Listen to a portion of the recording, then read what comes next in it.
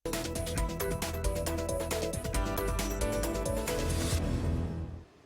kasih pemirsa, Anda masih bersama kami di Halo Indonesia. Kita akan melanjutkan perbincangan bersama Bapak Miko. Pak Miko masih bersama kami, Pak?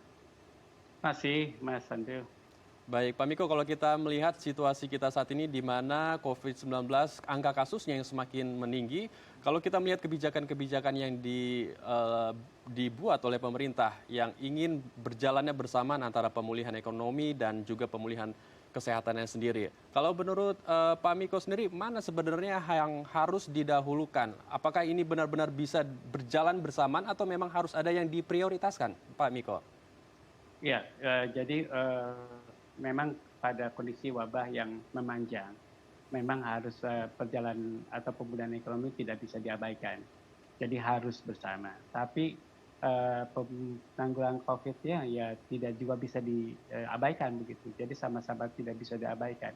Kalau suruh memilih apakah jatuh ke jurang ekonomi atau jatuh ke jurang kesehatan begitu, ancamannya kalau jatuh ke jurang kesehatan kematian, kalau ke jurang ekonomi kemiskinan. Jadi harus dipilih begitu pada saat di jurang. Tapi ya, pada saat evaluasi bisa kita memilih mana yang punya dampak ekonomi. Jadi kan PSBB atau PPKM itu bisa dilakukan tingkat RW, tingkat kelurahan, tingkat kecamatan, tingkat kabupaten, kota, atau tingkat provinsi. Jadi kalau provinsi itu merugikan secara ekonomi, ya turunkan. Kalau kota, madya, atau kabupaten itu masih juga merugikan, turunkan begitu. Turunkan. Konsekuensinya harus kita ambil. Kalau kita turunkan, ya maka efektivitasnya dari PSBB itu akan menurun begitu. Tapi itu harus diambil oleh negara ini begitu. Jadi harus dievaluasi dengan baik apakah itu mau tingkat RW, kelurahan, atau kecamatan, atau kabupaten atau kota, kemudian provinsi. Juga dihitung juga kalau provinsi nilai ekonominya berapa, kemudian kalau kabupaten nilai ekonomi berapa yang akan hilang, kemudian tingkat kecamatan, kemudian tingkat kelurahan, tingkat ekonominya akan hilang akan berapa begitu. Itu harus dihitung, harus dievaluasi. Nah, menurut saya, mari kita putuskan bersama setelah evaluasi. Jadi harusnya sih bisa win-win gitu, ekonomi tidak jatuh ke jurangnya yang dalam begitu. Nah, kemudian kesehatan juga tidak jatuh ke jurang yang dalam. Kita pasti jatuh ke jurang, tapi tidak ke jurang yang dalam. Baik, Baik. kita sama-sama menunggu vaksin, Pak Miko. Kira-kira Ya. seperti apa prosesnya dan apakah mungkin masih ada lonjakan lagi setelah rem darurat? Karena ini vaksin belum tahu kapan bisa diberikan dan dirasakan manfaatnya oleh masyarakat. Ya, ini komunikasi pemerintah menurut saya memang kurang bagus dengan masyarakat kita begitu. Vaksin itu yang Januari itu baru 10.000 dosis. Sekarang ada 3 juta dosis. 10 juta dosis. Sekarang baru ada 3 juta dosis atau untuk 1,5 juta penduduk begitu. Dan itu diprioritaskan adalah untuk petugas kesehatan. Jadi harus dikatakan ini untuk petugas kesehatan, masyarakat harus tetap begitu memakai protokol kesehatan, jaga jarak, pakai masker, kemudian cuci tangan pakai sabun begitu, dan kalau bisa jaga gizinya baik begitu. Kemudian yang 40 juta dosis atau April atau Juni gitu, baru 100 juta dosis.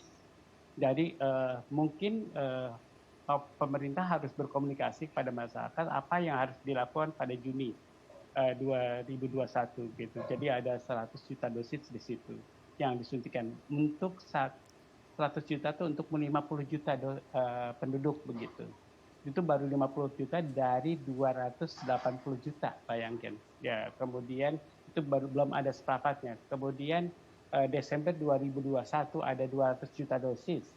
Kemudian itu untuk 100 juta penduduk. Jadi baru 100 juta dari 270 juta. Itu belum tuntas. Menurut saya tahun ini kemungkinan besar vaksinasi bisa meningkatkan orang yang imun. Jadi efek vaksinasi bisa menimbulkan efek imunitas pada orang yang disuntik, bisa menimbulkan herd immunity kalau cakupan imunisasinya sudah 70% atau 80%. Jadi menurut saya kita masih lama untuk lepas dari masker.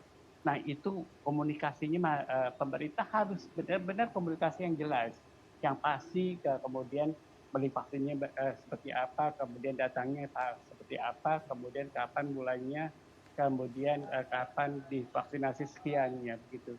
Nah kalau belum pasti jangan dipublikasi. Jadi menurut saya salahnya pemerintah kemudian mempublikasi sebelum semuanya pasti. Harusnya kalau semuanya pasti kemudian dikomunikasikan kepada masyarakat apa yang harus dilakukan dan menurut saya masyarakat akan mengerti sekarang ya. Berarti kalau masyarakat yang tingkat pendidikannya menengah ke bawah ya harus dikomunikasikan dengan cara yang benar dan tepat gitu, Mas dan Mbak. Baik, terakhir Pak Miko, apa pesan dari Pak Miko untuk masyarakat yang saat ini sedang menanti-nantikan vaksin dan setelah mungkin vaksin sudah didistribusikan, apa yang harus sebenarnya dilakukan oleh pemerintah agar masyarakat tidak bingung, kemudian tidak tahu harus melakukan apa. Sebenarnya apa yang harus dilakukan oleh masyarakat sebelum dan setelah menerima vaksin? Jadi yang pertama masyarakat harus bersabar. Jadi bersabar menunggu vaksin dari Januari sampai Juli 2021, kemudian sampai Desember 2021. Sabar, kemudian ikhtiar untuk tetap menjaga penularannya dengan memakai masker, kemudian menjaga jarak dan cuci tangan pakai sabun atau menghindari kerumunan. Gitu. Menurut saya hindari penularan penyakit COVID-19 ke dalam diri Anda begitu. Sayangilah keluarga Anda, kemudian sayangilah anak Anda, siapapun keluarga Anda sayangilah mereka. Kemudian kepada pemerintah begitu menurut saya komunikasikan dengan baik ke masyarakat. Anggaplah bahwa masyarakat itu adalah keluarga Anda.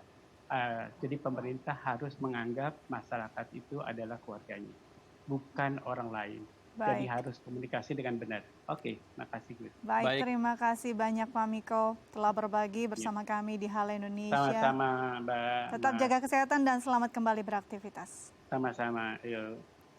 Ya pemirsa, usai jeda kita akan menghadirkan informasi menarik dan inspiratif lainnya. Karena itu jangan kemana-mana, tetap bersama kami di Halo Indonesia.